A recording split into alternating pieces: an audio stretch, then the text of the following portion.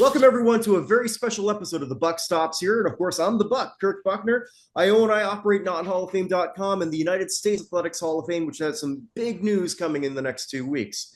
With me today is Kevin Patrick Allen, and I am very excited to talk with you today. You have a new documentary that we're going to be talking about, but I'd like to get to know you a little bit better. You're a journalist and now you're a filmmaker, or I guess you do both, huh? Yeah. I guess the two lives are always part of each other to some degree. So I originally from Wichita, Kansas. I was the son of a prison chaplain, which kind of gave me a skill set of having to balance empathy with critical thinking. I always say that if Dad wasn't empathetic, he wasn't doing his job. If he didn't use critical thinking, he was going to get himself killed. Um, and that really was something that rubbed off on me and served me well as a reporter, as my wife and I, and then our kids, we went from San Francisco to Chicago to Washington, D.C. to Atlanta, and then back to Kansas City, where for the past 5 years, this particular documentary has taken a fair amount of my time, doing other projects as well. But this probably, well, there's no probably, this is the most fascinating story that I've ever worked on. Okay. And so we're talking today about Jim Tyrer, who is, in my opinion, the best offensive lineman who is not in the Pro Football Hall of Fame, but a lot of us sort of know why that is. Tragically, I guess we'll just get right to it. He Right. killed his wife and himself, and that occurred at, I believe, 1980. Correct. Yeah. And at that point, that was the first year that he was eligible for the Pro Football Hall of Fame, of which he became a finalist. He never was on the ballot again, I believe. Correct. His name never, it may have gotten discussed in the 80s a little bit, but he never moved forward. And really, 90s, 2000s, uh, really for 45 years, he was pretty much, let's sidestep this one. It's because it's just too messy. Well, something changed in the last 20 years. We became a lot smarter and learned about concussions. And based on what Tyrer did and what we saw Mike Webster go through, what we saw with professional wrestler Chris Benoit, who did something very similar, Right. the belief now, especially with what we know now, is that there's a very, very good chance that Jim probably suffered from CTE. Yeah, in 5 years ago, I started telling the story of his four children, he and Martha Tyrer's four kids, and they're just unusual, and unusual in a good way, in that they've dealt with just a horrific tragedy in their childhood, and yet uh, super admirable, kind, giving to other people, successful people. And so I started telling that story, and naturally, it pivots on their dad. But the investigative kind of part of my background kicked in, because I'm thinking, I wonder, there's so much circumstantial information here. I wonder if we can prove this one way or the other. And I actually made a list of things that if we could find this, if I could find this, if I could find this, we could get closer to the truth. And lo and behold, I found 90% of the things I was looking for. And at that point, the story changed a lot. And I came to the conclusion, uh, gosh, this was not so long ago, a year and a half ago, that even though I'm putting together a film, what I've found needs to get out in front of the public sooner rather than later. So I wrote an op-ed for the Kansas City Star, and I laid out what I had found. And um, you know, 2 months later, Tyre starts ascending through the Hall of Fame committees. He gets past this cut, this cut.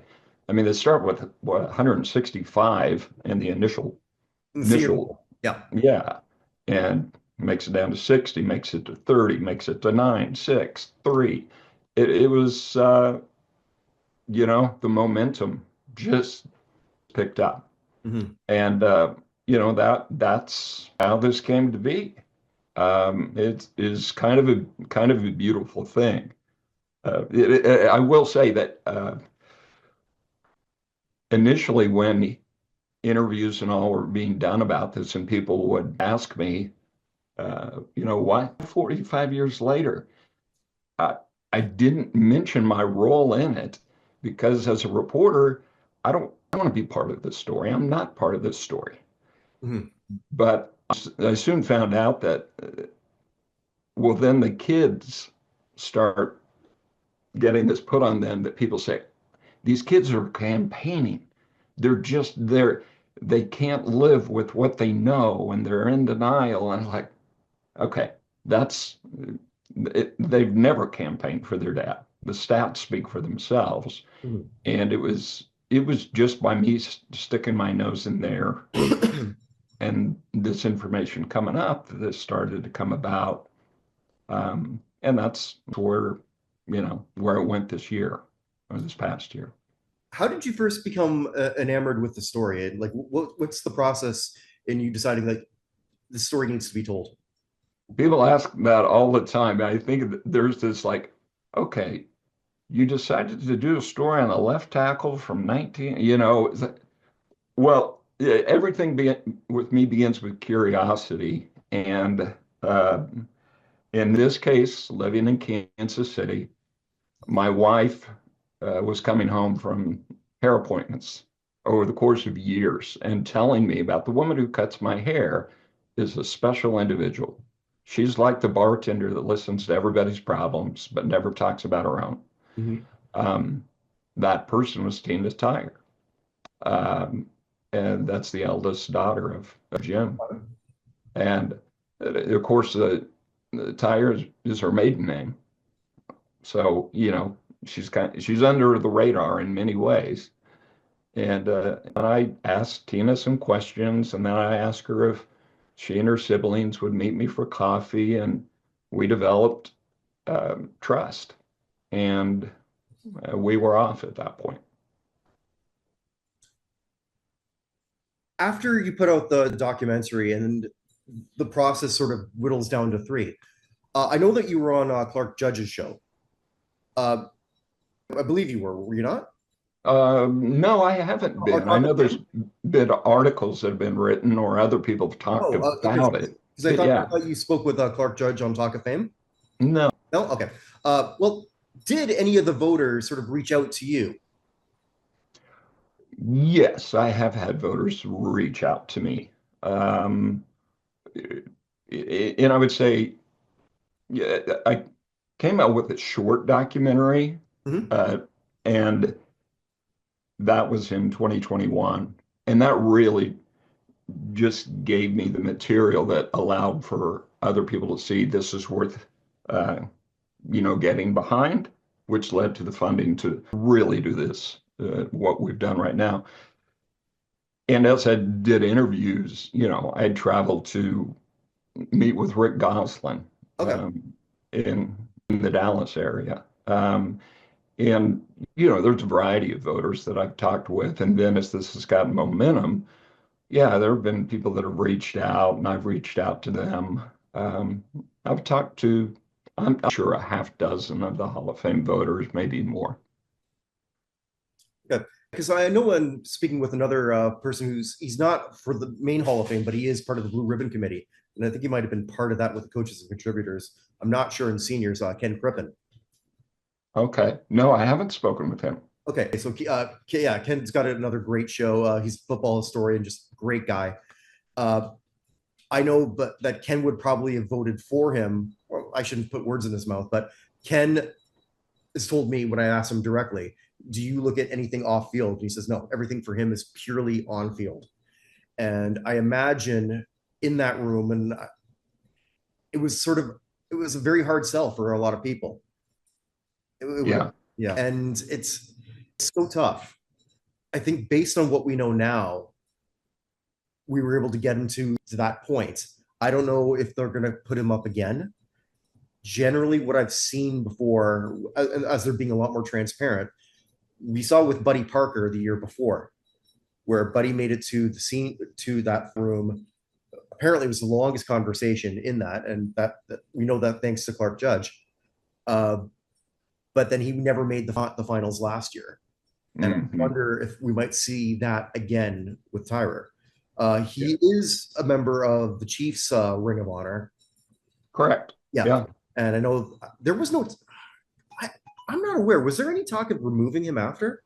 No, I didn't no, think so. not to my knowledge. In fact, the Chiefs in the past 2 weeks have put Mhm. up a new exhibit Oh wow. displaying Tyer's Offensive Lineman of the Year, Mhm. his jersey from AFL All-Star Game. The there it's been a mixed bag in terms of what people say about the Tyre name over the years, Right. and but the Chiefs have really been good to those kids, particularly the old guard Chiefs, the historians for the Chiefs. Um, they'll contact those kids and tell them, anytime you want to come down, doors always open. The funeral for Jim and Martha, Lamar Hunt and Norma Hunt sat down in the living room with the kids in the house where this occurred and talked with the kids. The players of that time, Willie Lanier. I talked to him fairly regularly, just happens, but Bobby Bell, Jan Stenerud was incredible to those kids. Um, I mean, he did little things that he sees as being little things that stuck in their memory for decades. Mhm. Um, that it's like that's an admirable human being. The Chiefs have been good to that family. I don't know if I'd say that about football across the board, but I definitely would say that about the Chiefs. Did you, other than speaking with some of the Chiefs players, the organization, were they helpful in this process, or did you contact them, or how did that play out? The Chiefs historians Mhm. were great, and it put them in that kind of older era of Chiefs. Because yeah, I mean they were really helpful. Um, I really like the front office Chiefs. I haven't had any contact with them, so I don't really have an opinion one way or the other. It's kind of it's a new time, and it's I would like to interact with some of them. Um, but yeah, I don't have any negative feelings toward them. Okay. So where can everyone see this documentary? Well, Beneath the Shadow is not out. It's in post-production right now. Okay. The this what's happened in the past 6, 9 months uh, was really kind of the final piece of this 10,000 piece jigsaw puzzle. And, we hoped that it would be kind of a poetic justice type thing. It was not. Uh, some ways it was, in some ways it was ugly. And it was definitely heartbreaking. Um, I mean, I was on a Zoom call with the 4 kids, and I mean, these are tough people. These are really tough people, and that was a tough call.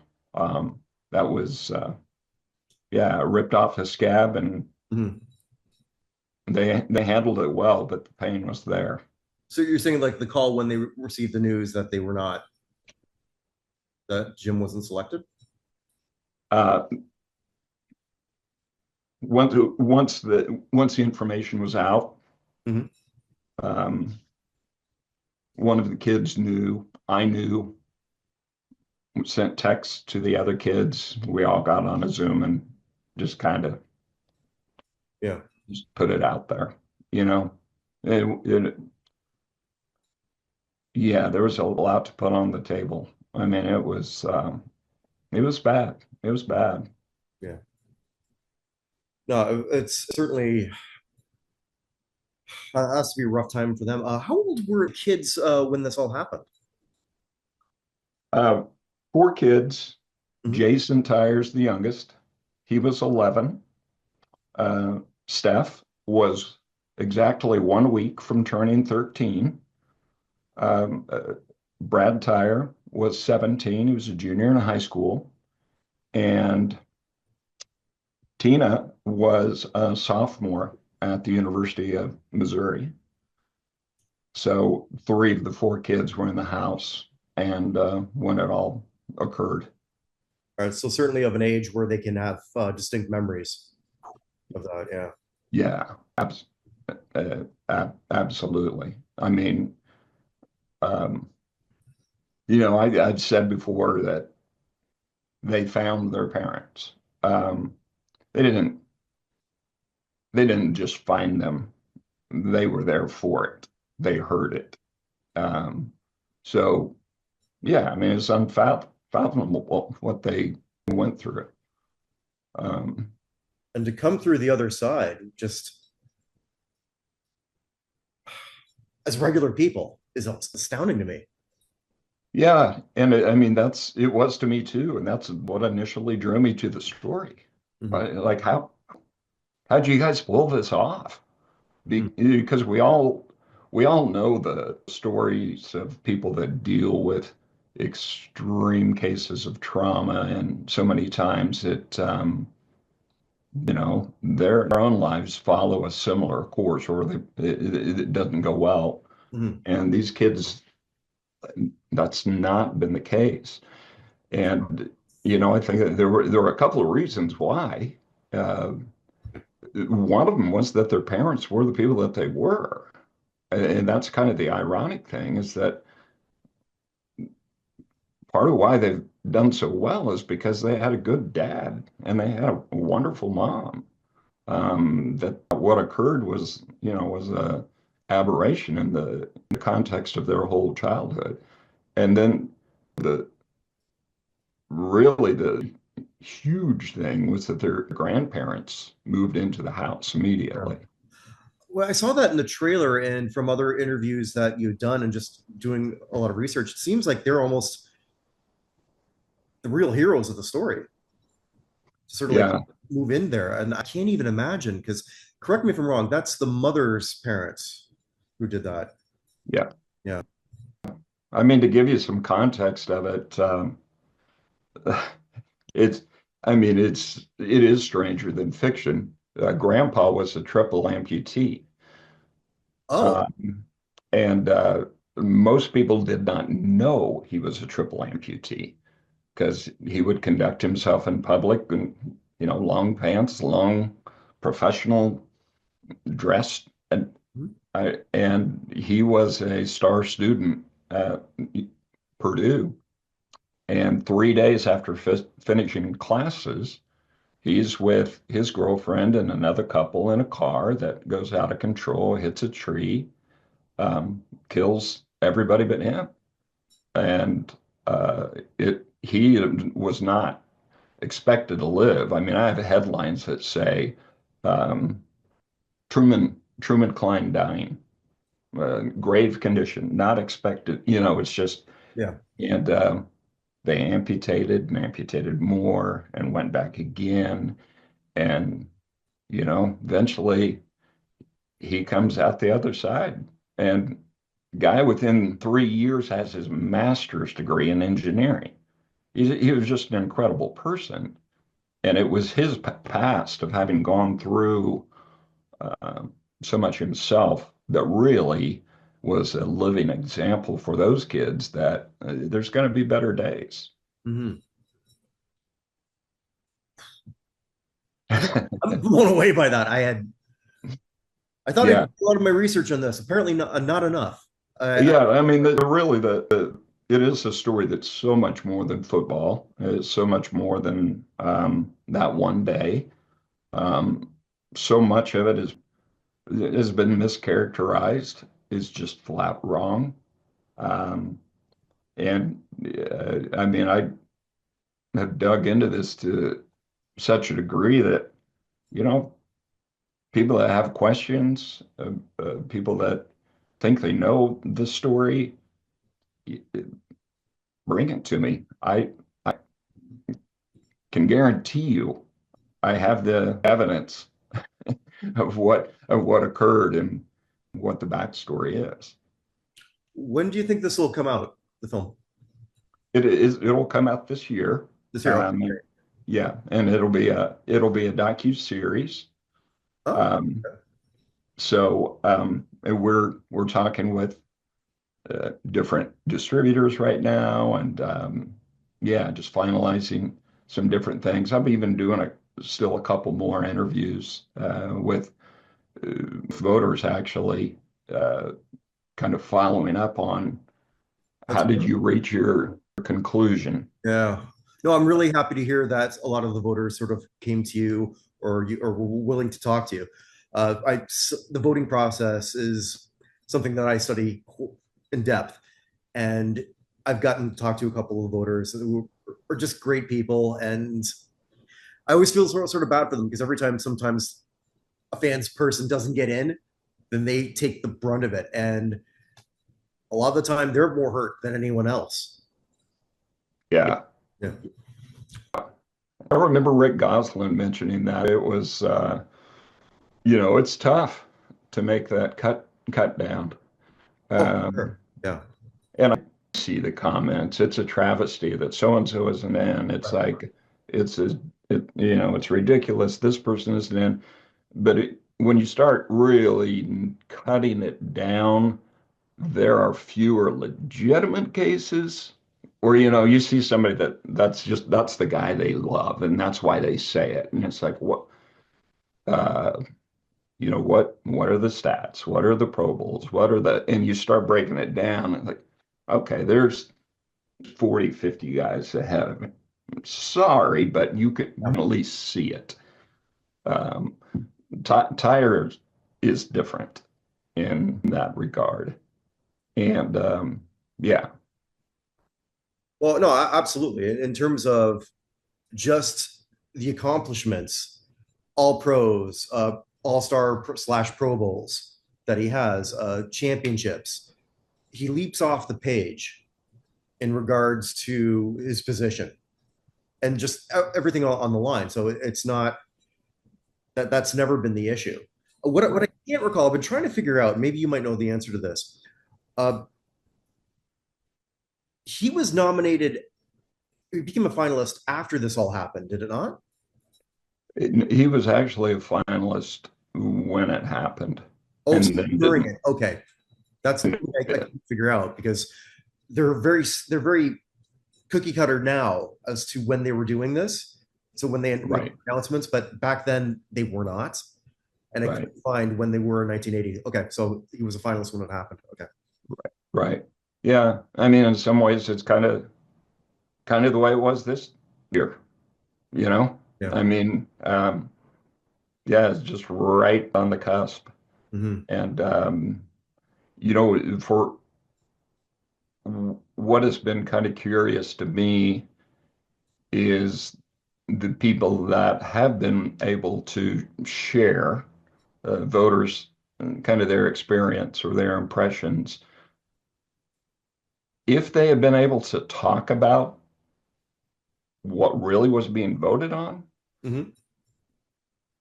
then they could have learned things that the vote would have gone a different way. So I think it's unfortunate that they truly are voting on something with Tyre that's outside the white lines, Right. but they're not talking about what's outside the white lines. So then the myths and misinformation or uh, they can't get it corrected in that room, Mhm. if that makes sense. No, it makes complete sense. And I'm sure there were some people who were trying their best to actually present that case. Yeah, something that I've heard at least a couple of times is that Jim Tyrer, he talked to his eldest son, Brad, that evening. And in retrospect, Brad realized his dad was saying goodbye. So Oh, that is true. That's what Brad told me. We've talked about this conversation. But what's implied in all that, and what at least two people have expressed to me, is that, well, that shows premeditation and therefore it's not CTE. Well, it does show premeditation, but who said premeditation is not part of CTE. people? If your brain is not functioning correctly, it's not simply a spur of the moment Right. issues. People plan things that are completely distorted.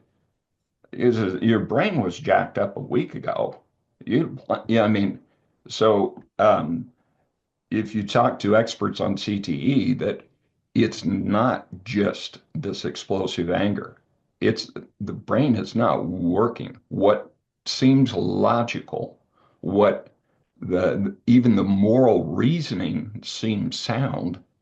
Well, your moral reasoning is right here, Mhm. you know, in your prefrontal cortex, which is what Tyre was ramming into people for 22 years. So anyway, premeditation, it does not change the moral component of things. Um, it's not a moral component. No, and that's so true. I mean, like, I think a lot when I think of the story of Junior Seau and how that could have gone so differently. The rationale when you're cognitively impaired is out the window. We come up with different reasons that we think seem rational. And from that description, that almost seems the case with what happened with Jim. And it's unfortunate. I'm glad to know the Chiefs have still, they're doing more to recognize him. That's, you always have to honor your history. I know in Buffalo, where I spent a lot of time because I grew up in Toronto, so I went to a lot of Bills games. OJ, you can't talk about the Bills history without talking about OJ Simpson. And Mhm. granted, that's a completely different case, but it's still it's still there. You can't just throw everything out. Yeah, that's for sure. And you know, from my growing up with a prison chaplain for a dad, and then my years of being on the scene of all kinds of things, uh, I'm pretty well versed in terrible things happen that aren't necessarily terrible people. Mhm. And I think that's a hard one for the general public. It's still a hard one for me. I think I just have been exposed to it enough times that yeah, they're quote unquote bad apples. And then there's other times where it's just like, I know we want to be punitive about this because it hurts so bad, Mhm. but it's not there. Right. It's not there. Yeah. Where can everyone see your work? Well, when we're talking about Beneath the Shadow, stay tuned. But Um, there's a lot of other documentaries that you've done. yeah, I mean, so A Good Man, the short documentary, we did a limited screening for that, and then it's not out there right now. I want to I want to keep it focused on this. What comes next? Years ago was a story that I did about an X Games athlete. What life is like after his career was over, um, and yeah, I mean, yeah, there's others out there, and Is that on your site? uh, what comes next? Yes, I do have that on my site. Yeah. So I can, I'll give you that link so I won't have to spell out the whole thing. Okay. Yeah, I can do that, and then I can plug that after I can have the link on the show. Sweet, sweet. Well, Kevin, thank you so much for coming on and telling us all about a, a dark day that turned out to be not so dark because of some great people. Yeah, yeah, absolutely. And hopefully there'll be another day for retire. We'll see. I've heard people say that um, he's not he's not getting another chance. That's it. I've heard other people say we're going to keep on bringing him up. Um, all I know is that for the past 45 years, everybody said he's never even going to be talked about again, and he was a finalist this year. So uh, I don't think anybody knows for sure. No, I've been studying it for years, and I don't know for sure. I've talked to voters, and they don't always know for sure. Just the fun part of the process, I guess, or the That's right. sad part of the process. Again, well, thank you so much. And to everyone out there, wherever you are, wherever you may be, make today count because it never comes again. Take care, everybody.